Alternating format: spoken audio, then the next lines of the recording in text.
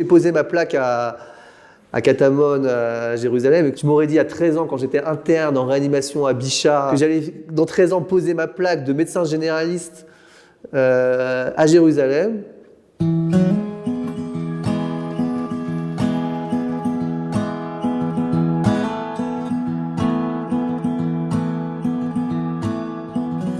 21 ans, premier voyage en Israël. C'est le choc ? Pas le choc, parce que j'étais plus ou moins préparé à l'idée. Je connaissais Israël, on va dire, par intermédiaire, quoi. Mais vrai, mon premier voyage en Israël, c'était avec Taglit. Donc j'ai vraiment fait Taglit, le vrai Taglit, ce qui veut dire découverte en hébreu. Tu n'étais jamais venu en Israël du tout, ni en groupe, ni avec tes parents ? Jamais, jamais. J'étais dans une école juive à l'Alliance de la 5e et la terminale, donc je savais c'était quoi Israël, j'étais sioniste. Mais à l'époque, c'était moins démocratisé que maintenant. Tu as grandi, tu es né, on va dire, les premières années de ta vie dans le 18e, et tu as grandi à Sevran, dans une banlieue un peu chaude. C'était comment dans les années 80 ? C'était pas comme maintenant, ça allait encore. Et bon, le fait qu'on ait déménagé, en fait, à l'époque, mes parents n'étaient pas très religieux. Et donc, quand on était à Paris avant, on faisait vraiment à la française, quoi. Le kidouche le vendredi soir, la télé derrière. Et en fait, j'aurais dû continuer à aller dans les écoles laïques. Et finalement, mon père, qui était professeur à l'Alliance, déjà depuis plus de 20 ans, qui a fait plus de 40 ans à l'Alliance, quand il a vu les collèges de Sevran, il avait peur, il m'a dit non, tu rentres à l'Alliance. On peut dire que l'école juive t'a sauvé. Ça m'a sauvé, ouais. Ça m'a sauvé. Et même la Keïla, en fait, à Sevran, c'était une petite Keïla sympa, très dynamique. Tu pensais à cette époque-là faire ton allié en Israël ou c'était encore loin de toi ? 12-13 ans, non. Quand j'étais au lycée, une idée, mais j'étais jamais en Israël, donc comment tu peux faire ton alliance si t'as pas fait... C'est vraiment après le voyage de Taglit que tu as un petit déclic. Et ouais, donc j'ai fait le voyage de Taglit, je crois que c'était en fin de 3e année de médecine. J'ai découvert Israël, et en fait l'année suivante, comme j'avais passé mon BAFA, que je faisais des groupes de France. Encadré toi-même un groupe de Taglit. J'étais madrir à Taglit. C'est là que tu as décidé de découvert Israël. J'ai découvert Israël. En fait, là-bas, j'ai fait connaissance avec... il y avait des madrichim franco-israéliens avec qui j'ai beaucoup sympathisé. Et en fait, après, quand on a fini Taglit, je ne suis pas rentré dans l'avion de retour. Je suis resté une semaine de plus. Et j'ai découvert un peu Israël avec ces gens-là. C'était pas très à la mode à l'époque pour les étudiants en médecine de s'imaginer partir et arrêter, on va dire. Non, pas évident. Justement, parce qu'en connaissant Israël, donc... on va dire qu'en quatrième année, début de 4e année, donc j'avais fait le 2e voyage de Taglit. Et là, vraiment, j'étais revenu, j'avais vraiment envie de dire, ça y est, je veux faire mon alia, quoi. Et donc, j'étais parti à l'agence juive. Et en fait, au final, ils se sont renseignés. Il n'y avait pas d'équivalence, donc je ne suis pas parti. Tu es parti, on va dire, bien plus tard. Alors, au milieu de l'internat. J'ai commencé mon internat en anesthésie-réanimation à Paris, en fin 2005. Alors là, c'est encore plus compliqué à choisir parce qu'on se dit, bon, j'ai une carrière toute tracée. En fait, voilà, j'ai fait 2 ans et demi, presque 3 ans d'internat à Paris.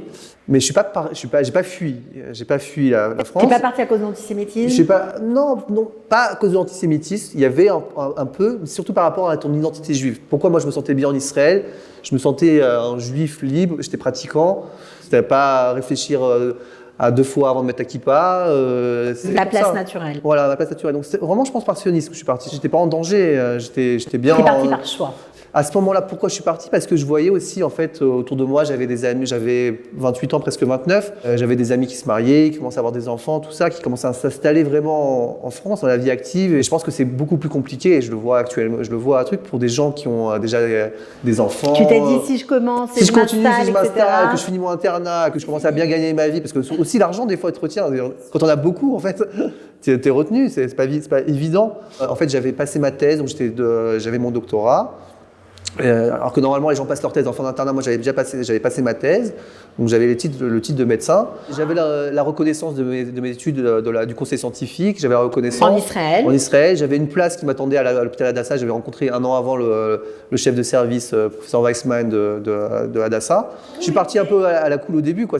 On faisait 6 mois d'Ulpan à l'Ulpan Etzion. Mais par contre toute attente, tu as bien galéré avec tes équivalences. J'avais la reconnaissance de la spécialité. En fait, il faut comprendre qu'en Israël, il y a 2 organismes en fait pour avoir les reconnaissances. Il y a le Misrad Habriut, donc c'est le ministère de la Santé qui donne le permis d'exercer. Voilà, le permis d'exercer, et le conseil scientifique de l'association des médecins, on va dire, qui donne la reconnaissance de la spécialité. Donc eux, le conseil scientifique, ils avaient déjà reconnu mon cas. Ils avaient dit voilà, tu dois faire encore 3 ans d'internat pour compléter ta spécialité en anesthésie. Et donc j'avais ça et j'avais même la place qui m'attendait. En fait, j'avais pas le Richeum, l'équivalent du Richeum, de l'autorisation française. Parce qu'en France, à l'époque, c'était spécial. Il fallait terminer son internat pour avoir le titre de médecin. J'avais pas l'inscription à l'ordre. Donc, il me disait retourne en France, hein, carrément. Il m'envoyait des courriers. J'ai le courrier, j'étais encore chez moi, je crois. Je ne les ai pas brûlés, mais j'étais même passé en commission à la Knesset par rapport à ça. J'ai fait une interview à Galgalatz. Et finalement, j'ai dû passer un examen que je crois que je suis le seul Français qui a passé cet examen-là. Je crois. Normalement, les Français, les Américains, les Anglais, ils ont pas cet examen à passer. Non, ils ont leur équivalence automatique. Et moi, en fait, j'ai dû passer l'examen que passent les Russes, certains Israéliens qui font leurs études en Europe de l'Est. C'était déjà une chance parce qu'au moins ça te donnait l'occasion. Mais c'était pas évident comme examen. C'était un examen, je l'ai fait en anglais, alors que j'ai fait mes études en français. Et bon, moi au Hachem, je l'ai eu du premier coup. En fait, ça a duré longtemps quand même. C'est un processus qui a duré presque 1 an et demi en fait avant que je passe cet examen. Et en attendant, en fait, j'ai eu la chance que le professeur Weissman, le chef de service d'Hadassah, m'a fait rentrer faire de l'étude clinique.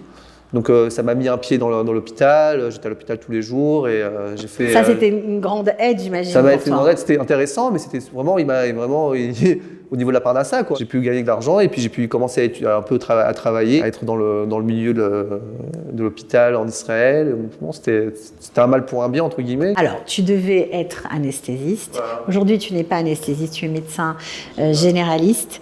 Qu'est-ce qui t'est arrivé en chemin ?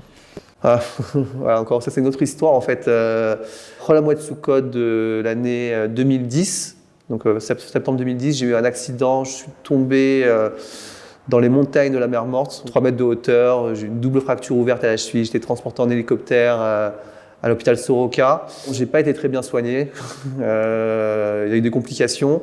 Après une semaine, j'étais opéré à Soroka, je suis rentré une semaine après chez moi à Jérusalem.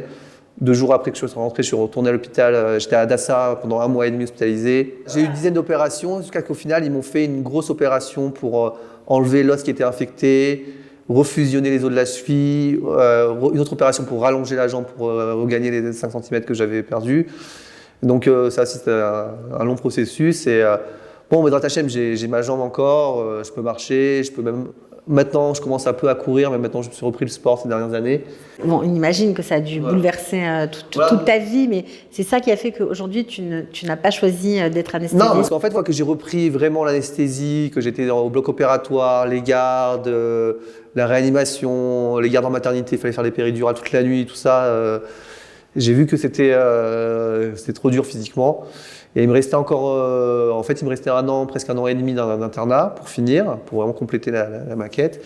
Et en fait, je me suis dit qu'en fait, je pouvais finir, mais je pouvais pas faire ça pendant les 30 prochaines années, voire 40 prochaines années derrière. Et là, je commençais en fait à avoir une vie de famille. J'avais ma petite fille qui venait de naître.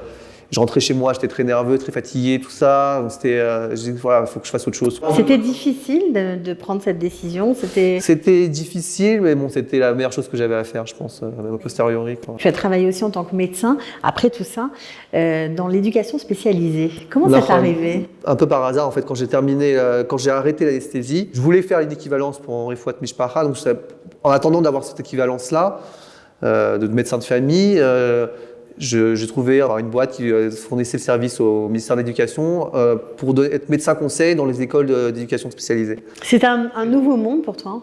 Complètement. Aucun rapport avec ce que je faisais, aucun rapport avec l'anesthésie, tout ça. Et j'avais même pas vraiment la formation, mais je me suis un peu auto-formé. Et donc voilà, j'ai vu des enfants autistes, des enfants avec des problèmes de déficit de l'attention, beaucoup de Ritaline en Israël, tout ça. C'est des choses nouvelles. Ça t'a aidé à t'intégrer, cette expérience ? J'ai connu autre chose. Tout est dans la vie en Israël. Chaque événement dans la vie, tu t'intègres. Même aller au supermarché, ça t'aide à t'intégrer. Hein, c'est pas...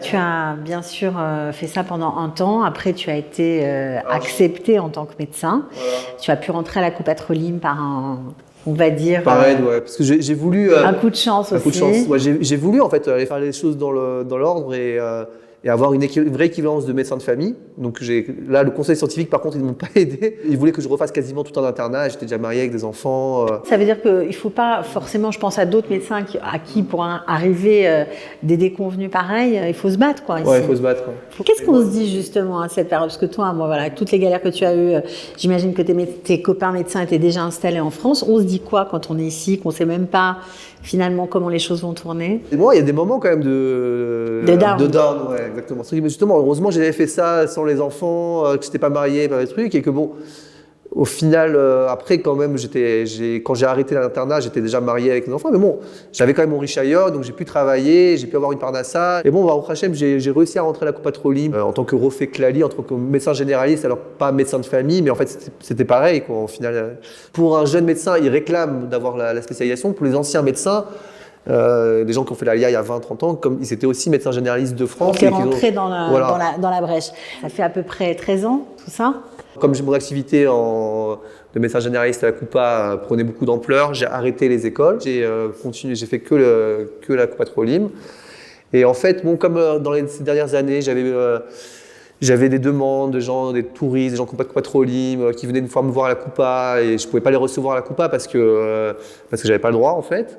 Un peu par hasard, en fait, j'étais chez le dentiste pour mon fils, un copain à moi avec qui j'étudiais, un francophone, Michel Lévy, qui a un centre en face de l'hôpital Misgaladar. Et en fait, il m'a proposé de faire de l'activité privée. Au début, je pensais faire ça, en fait, mais c'est un projet qui était d'ici 2-3 ans. Et finalement, je disais à des copains, c'est que tu m'aurais dit à 13 ans, quand j'étais interne en réanimation à Bichat, que j'allais, dans 13 ans, poser ma plaque de médecin généraliste à Jérusalem. Voilà, donc comme dit à Kol Letova, comme dit Ish Gamzu Letova, il faut tout prendre pour le bien, Bezrat Hashem. Mais bon, c'est une histoire un peu spéciale, quoi, mais je suis pour l'instant bien intégré. J'ai ma femme que j'ai rencontrée il y a 11 ans, on s'est mariés il y a 10 ans, maintenant plus de 10 ans qu'on est mariés, on a 4 enfants. Et puis voilà, pour ma vie en tant que juif, j'ai mon limou, je peux étudier tous les jours, j'étudie tous les soirs dans un Beth Midrash à Baka. C'est une vie qui te correspond aujourd'hui? Qui me correspond. Je pense que le corona, justement, ça a donné un signal. C'était devenu trop facile pour les gens de venir. Les gens, ils prenaient des billets d'avion, EasyJet, ils faisaient des week-ends à Tel Aviv comme ils faisaient des week-ends à Deauville. Je pense que maintenant, justement, les gens, ils galèrent pour venir, ils font même plus ou moins des aliyot fictives un petit peu pour pouvoir venir en Israël, quoi. T'es content de l'avoir fait, toi? Voilà, je pense que je l'ai fait au bon moment et je pense que les gens devraient y réfléchir.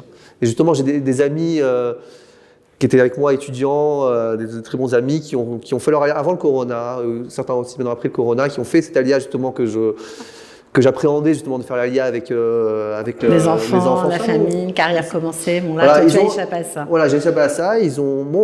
Ça va, bon, Hachem, ils s'intègrent. Donc c'est pour dire que c'est pas impossible. Ils sont intégrés, ils réussissent. Mais c'est pas évident. Donc le plus tôt possible, le mieux c'est, je pense. Ok, merci beaucoup.